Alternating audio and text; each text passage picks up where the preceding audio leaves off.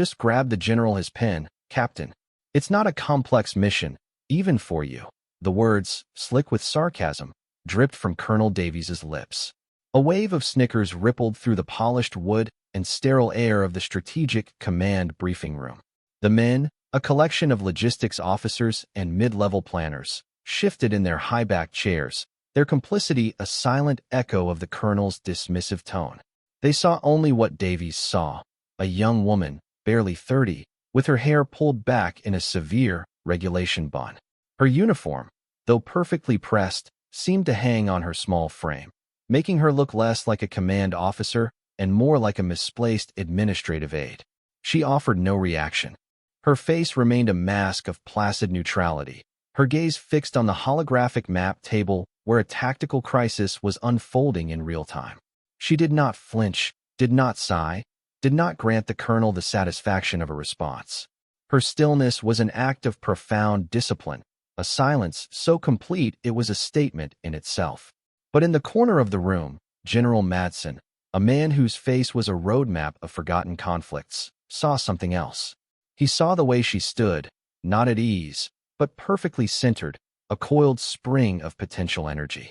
He saw the economy of her movements, the way her eyes scanned the data streams not with confusion, but with a chilling, analytical calm. If you believe that true strength is found not in a loud voice, but in quiet competence, type respect is earned in the comments below. The colonel's prejudice was a known quantity, a grating feature of the command staff that was tolerated but never admired. He was a man built of regulations and supply chains, a master of the theoretical battlefield who had never tasted its dust. To him, this young captain, one of the few women in the room and the most junior officer present, was an easy target, a symbol of a modernizing military he viewed with deep-seated suspicion. Captain Rostova, he continued, his voice louder now, demanding the attention of the room. The general requires a writing instrument to sign the authorization. Are you tracking? Pen. For the general. A simple task, he gestured with a dismissive flick of his wrist. The atmosphere grew thick with a palpable injustice. Rostova's presence had been an anomaly from the start. She wasn't on the roster for this briefing. She had arrived with a single sealed folio, delivered it to the general's personal aide, and was instructed to remain as an observer. Her silence and unassuming nature had been her camouflage, but now Davies was determined to rip it away, to put her in what he considered her proper place. Yet, she did not move. Her focus remained locked on the tactical display, where a friendly drone, an experimental X-47 Phoenix, had just gone offline over a contested mountain range.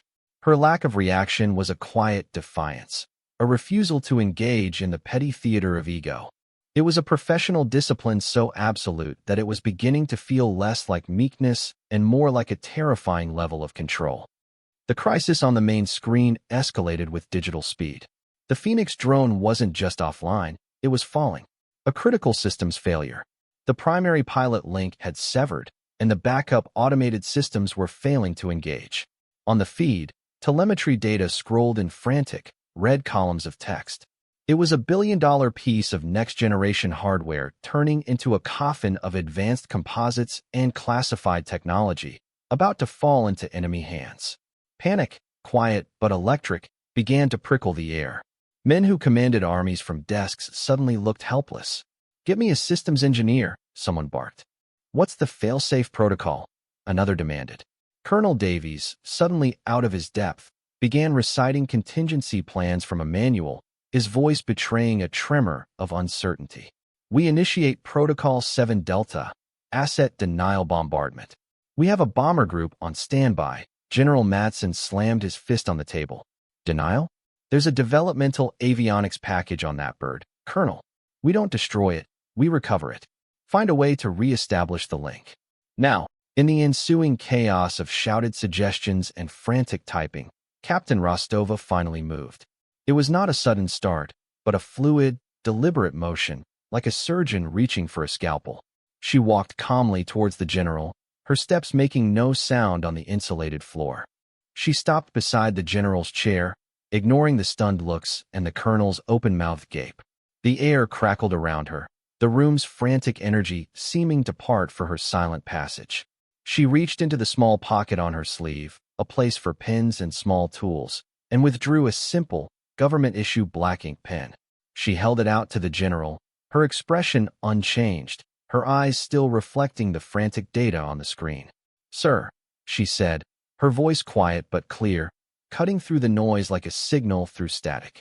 "You needed a pen." It was a moment of profound, surreal irony. The entire command staff was frozen, wrestling with a catastrophic failure, and this junior officer was performing the very administrative task the colonel had mocked her for. It felt like a joke, an absurdity. General Madsen, his face grim, reached out to take the offered pen, his mind still racing through impossible options. But as his fingers brushed against hers, his eyes caught it. A flash of silver on her right hand. It wasn't a wedding band. It was a simple, unadorned ring, but etched into its face was a symbol he hadn't seen in nearly a decade. A stylized wing intertwined with a downward-pointing spear. The Valkyrie seal. The blood drained from the general's face. The pen was forgotten. The falling drone was forgotten. In that instant, there was only the ring and the woman wearing it. The silence that fell was heavier and more absolute than any before. It was a silence of pure, dawning shock. The Valkyrie program was a ghost, a myth whispered about in the highest echelons of Special Operations Command. It wasn't a unit, it was a classification. A handful of pilots, selected from the most elite aviation cadres, were chosen to test and fly the most secret, most unstable, most advanced aerial platforms in the world. They weren't just pilots. They were engineers, innovators, and solo operators of the highest order. They flew dead-stick prototypes and pushed experimental flight envelopes until they broke. They were legends who didn't exist on paper. General Madsen slowly lowered his hand and straightened to his full height. He looked at Captain Eva Rostova, truly looked at her for the first time, and saw not a junior officer, but a warrior of an entirely different species. He saw the quiet competence not as passivity, but as the stillness of a predator. He ignored the pen and looked her directly in the eye. "Valkyrie 7, he said, his voice low and reverent, using a call sign that made Colonel Davies physically flinch. "Report. What's your assessment of the Phoenix's glide path and systems cascade?" Captain Rostova didn't blink. The mask of the quiet observer fell away, replaced by the sharp, focused intensity of the operator. "The cascade failure originated in the primary hydraulic actuator, sir," she began, her voice now imbued with an unshakable authority that commanded the absolute attention of the room. "The backup system is fighting for control, causing a feedback loop. It's pitching the bird into a terminal stall." She pointed to a barely perceptible flicker on a secondary monitor. "But the tertiary gyroscopic stabilizer is still active. It's a legacy system I recommended for the Block 2 upgrade. It can't fly the plane, but it can answer a direct command." She turned to the comms officer. "Patch me through to the bird's maintenance channel. Secure. Use my authentication code." She recited a string of 16 alphanumeric characters from memory. The comms officer, pale and sweating, typed furiously. On the main screen, a command line interface appeared. Rostova spoke again, her words a stream of precise, technical commands. "Access route directory. Force override on hydraulic pump 3. Isolate the feedback loop. Command tertiary gyro to slave to manual input." She leaned closer to the microphone. "Phoenix, this is Valkyrie 7. You hear me? Level your wings. I have you." In the stunned silence of the room, on the holographic display, the red lines of telemetry data flickered, turned yellow, and then, miraculously, stabilized into a steady, solid green. The room held its breath. On the screen, the altitude descent indicator, which had been plummeting, slowed its terrifying fall. The steep dive angle flattened into a controlled, unpowered glide. Captain Rostova, her work done, stepped back from the console, her demeanor once again reverting to a state of quiet calm. She had taken a billion-dollar catastrophe and, with a few spoken commands, turned it into a solvable problem. She had reached through the digital ether and guided the machine by its soul. General Madsen stared at the now stable aircraft on the screen, then back at Rostova. The respect in his eyes was profound, tinged with awe. He stood straighter, his posture shifting from that of a commander to that of a soldier addressing a superior force of nature. In front of the entire command staff, In front of the slack-jawed Colonel Davies, the four-star general snapped his boots together and rendered a salute. It was not a casual gesture. It was a sharp, perfect, ceremonial salute of the highest order. "Captain Rostova," he said, his voice booming with authority and newfound reverence. "My apologies. Your station is here." He gestured to the command chair next to his own. Then he turned his gaze, cold as glacial ice, upon Colonel Davies. "Colonel, you will brief me after this is over on the importance of making assumptions about personnel under my command. I expect your report to be thorough." The story of what happened in Stratcom briefing room 3 spread through the base like a shockwave. It wasn't just gossip, it was the birth of a legend. They called it the Valkyrie's pen. Every airman, every officer, every analyst heard the tale of the quiet captain who had been mistaken for an aide and ended up saving the most advanced drone in the Air Force's arsenal with a handful of words. The tale was told in hushed tones in the chow hall, embellished in the barracks, and dissected on secure forums. The details became mythic. The colonel's sneer, the deafening silence, the general's salute. The pen she had offered was supposedly now displayed in a case in the general's office. Colonel Davies, stripped of his arrogance, was seen the next day standing at attention outside General Madsen's office for 2 hours before being admitted.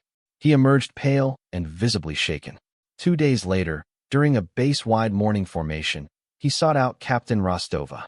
In front of hundreds of watching airmen, he offered a formal, public apology, his voice stripped of all its former condescension. He had learned a lesson not in logistics, but in humility. The quiet professional had shattered his worldview, proving that competence was not determined by rank, gender, or volume, but by the silent, undeniable evidence of action. Weeks turned into months. The legend of Captain Rostova became institutionalized, a teaching story used at the Air Force Academy and Officer Training School. The phrase "check for the ring" entered the unofficial lexicon, a stark reminder to never judge a book by its cover, to never assume, and to understand that the most dangerous weapon on any battlefield is a quiet, underestimated professional. Rostova herself deflected all attention. She remained unassuming, her uniform still looking a size too big, her voice still quiet. She was seen occasionally mentoring young pilots, not with war stories, but with lessons on hydraulics, systems engineering, and the importance of knowing your machine down to its last bolt. Her legacy was not in the single dramatic act, but in the subtle cultural shift she had inspired. She had reinforced a timeless truth, that true respect is a currency earned through skill and discipline, never demanded by rank or bluster. Her silence was not a weakness to be exploited, but a virtue to be emulated, a sign of confidence so deep it required no external validation. The ripples of her quiet competence spread outward, strengthening the very core of the institution she served. The real triumph wasn't the saving of a drone or the humbling of a colonel. It was the reinforcement of an idea, the validation of a creed that is the bedrock of all elite units. The idea that what you are is infinitely more important than what you appear to be. It is the creed of the quiet professional, the warrior who lets their actions speak, whose resume is written in deeds, not words. Captain Rostova became a living symbol of this ethos. Her presence was a constant, silent reminder that assumptions are the enemy of truth and that arrogance is a self-inflicted wound. The story of that day became more than a memory, it became a standard. It taught a new generation of leaders that authority is granted by a commission, but leadership is earned through demonstrated excellence. It proved that a legacy is not a monument you build for yourself, but a foundation you lay for others. The quiet captain, with her simple pen and her silver ring, had reminded an entire command that the loudest voice in the room is often the one with the least to say. For more stories where quiet competence triumphs over loud ignorance, and where character defines a hero's worth, subscribe to Unknown Heroine Stories.